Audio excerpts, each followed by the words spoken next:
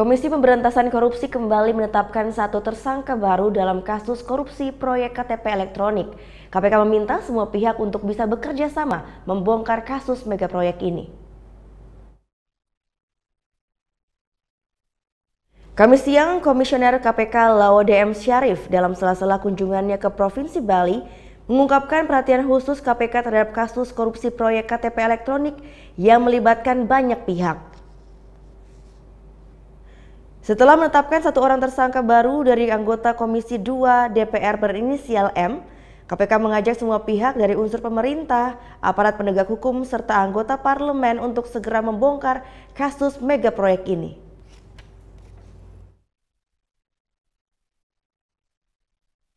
Ya, kemarin kita menetapkan tersangka salah satu yang mantan anggota Komisi 2, Ibu M itu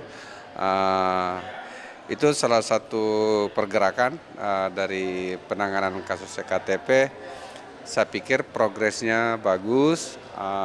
Kami di KPK ini adalah mengutamakan kasus ini sebagai kasus yang harus diperhatikan secara khusus. Sehingga kami selalu melakukan evaluasi dan kami mengikuti perkembangan sidang di pengadilan dengan sangat seksama, baik itu dari penyidik dan penuntut umum kami, dan selalu kami membuat evaluasi mingguan terhadap kasus ini. Jadi mudah-mudahan dengan dukungan pemerintah dan dukungan dari aparat penegak hukum yang lain, dukungan dari parlemen, bahkan kami sangat berharap semoga program nasional ini bisa kita selesaikan ketidakjelasannya. Thank you. Udah selesai nonton beritanya?